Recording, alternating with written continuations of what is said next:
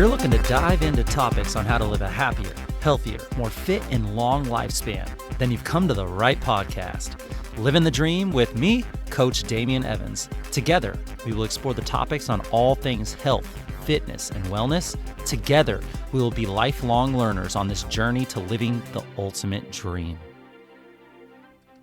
What up, Dream Team? Coach D here, coming at you from beautiful, sunny San Diego, and welcome back to the Livin the Dream podcast. And today, we're diving back in to the book Make Change That Lasts by Dr. Rangan Chatterjee. We're talking about Chapter 7 here, Let Go and Move On, Our Reliance on the Past. Jumping right in, why letting go matters so much. We all have moments from our past that have shaped us, some good and some painful. But when we let those experiences define us, when we hold on to resentment, regret, or shame, we chain ourselves to something that no longer serves us. And the reality is, holding on to the past, it can literally make us sick. Dr. Chatterjee shares a story of Michelle, a woman who was physically healthy,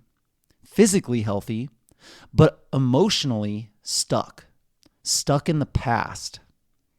She held on to resentment from a betrayal that happened 25 years ago, refusing to forgive or move forward, stuck.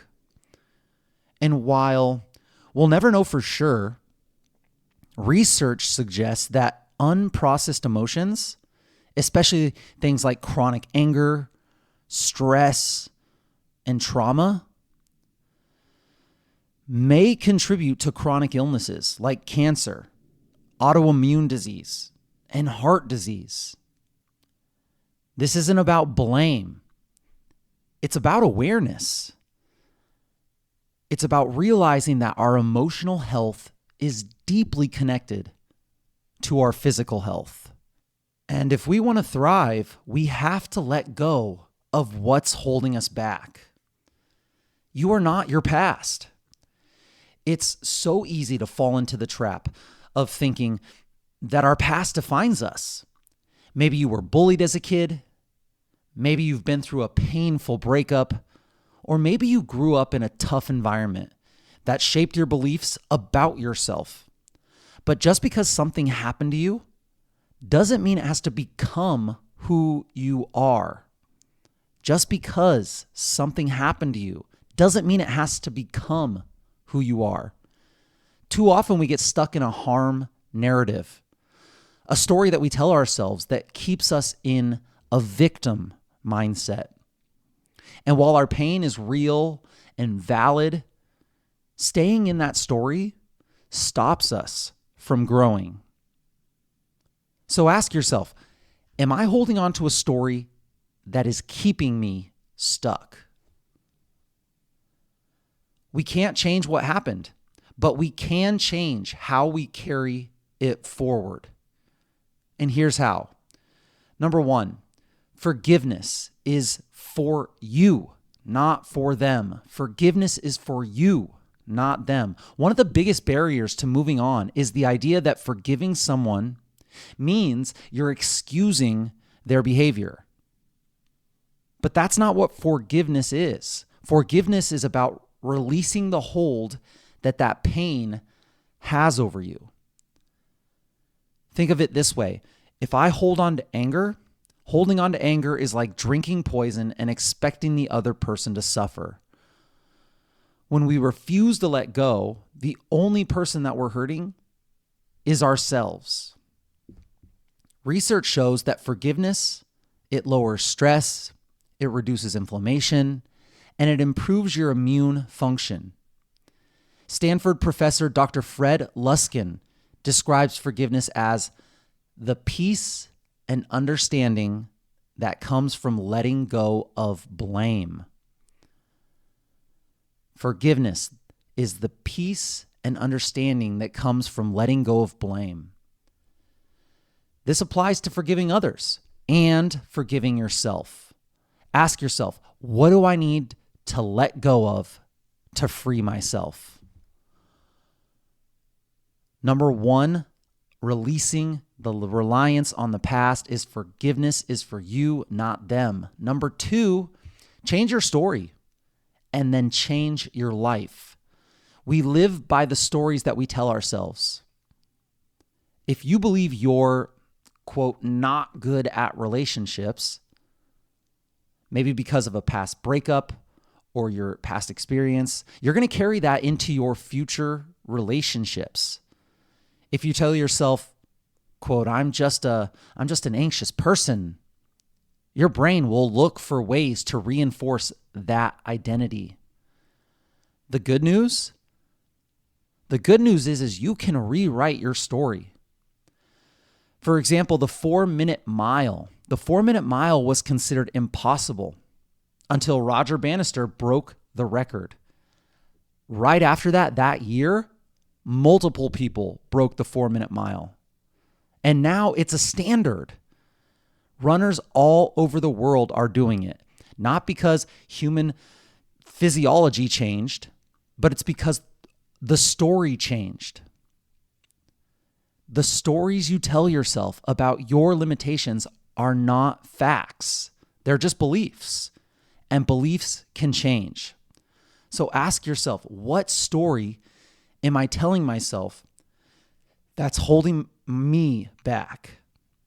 Change your story, change your life. Releasing the reliance on the past. Number 3 is starting from zero. Starting from zero in relationships. A lot of our relationship stress comes from carrying old baggage, carrying that old baggage into new interactions. Maybe your partner forgot to text you back, and then suddenly you're reacting based on a past relationship where you felt ignored. Or maybe a friend disappoints you and you assume that they don't care, when really they just had a busy day. Dr. Chatterjee suggests an approach called starting from zero, showing up in every interaction as if you've never met this person before. So maybe try this for a week. Every time you interact with a loved one, reset your expectations. Don't assume that they'll behave the same way that they did yesterday. Try to see them with fresh eyes. What are the results? You might find yourself a little less reactive. You might find yourself a little more patient and more present. So ask yourself, how can I show up fresh in my relationships today? How can I start from zero? Number 4, visualize who you want to be. Elite athletes and CEOs, they swear by visualization because your brain believes what you consistently imagine. I'll never forget it. When I was practicing basketball free throws, I don't know if this was something that my dad was always believing in or this is just something that came out, but he told me about the mind's eye. He said, just close your eyes and visualize yourself hitting that free throw, swishing, nothing but net. Visualize in your mind's eye and then execute. And that always stuck with me. And now the science is coming around. Olympian Ed Moses, he visualized every single step of his race before competing. For 10 years straight, he never lost a final. He visualized every step in between each hurdle. He saw himself doing it. While others were jumping around before the race, he was closing his eyes and visualizing. Stroke patients who visualize using their weaker limbs, they actually regain function faster. That's insane. So how can you apply this? Maybe a little morning practice for you. Spend 5 minutes each morning asking yourself, how do I want to show up today? What past behavior do I want to leave behind? What qualities do I want to embody? And a tip here, a pro tip, write it down. The simple act of journaling these answers, it primes your brain to act accordingly. Ask yourself, who do I want to be today? How do I want to show up? What past behaviors do I want to leave behind? What qualities do I want to embody? And number 5, letting go doesn't mean forgetting. Many people resist letting go because they think it means that it's going to erase the past. And it doesn't. It means we're changing how we hold on to the past. Dr. Bessel van der Kolk, The Body Keeps Score, really great book. He says, the problem with trauma isn't what happened, it's our reaction to it. The problem with trauma isn't what happened, it's our reaction to it. The past happened. You don't have to pretend that it didn't, but you do get to decide how much space it takes up in your life moving forward. So ask yourself, what part of the past am I still carrying that I no longer need to? Some final thoughts here. Holding on to the past is like carrying a backpack full of bricks. Every regret, every resentment, every story of past pain, just another brick and brick and brick. And at some point, you have to ask yourself, do I really want to keep carrying all of this? Or do I want to put it down and move forward? Remember, you are not your past. You can rewrite your story. And you can let go without losing the lessons. Your challenge here.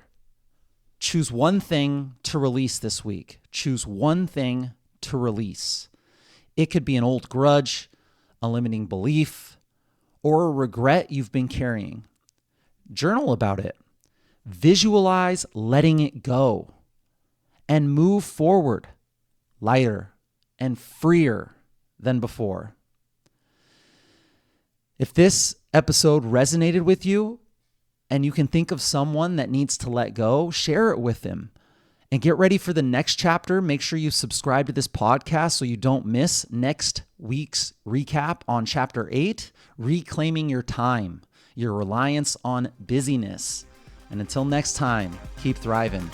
And that's it, my friends. Thank you so much for joining me on this episode of the Livin the Dream podcast. Please share the knowledge that you gain with your friends and family and hold each other accountable. If this episode inspired you, share it with a friend who could benefit from what we talked about today. And to support this podcast and help it grow, please subscribe on whatever platform you're listening to this podcast on and leave a review, letting others know how this podcast benefited you. Leave a comment on this episode, letting me know how you're incorporating all the things that we talked about today. And this is really a non-cost way to help get this important wellness content into more people's ears. Tag me at livingthedream_podcast or at coachdamian_SD and let us know how this episode benefited you. Let us know what we missed. Let us know what we got wrong. We want to know. Message us if you have any suggestions or tips that would help your Livin the Dream team that we can discuss in future episodes. I will be right here with you working on making us stronger, happier, and healthier humans. Until next time, friends, keep living the dream.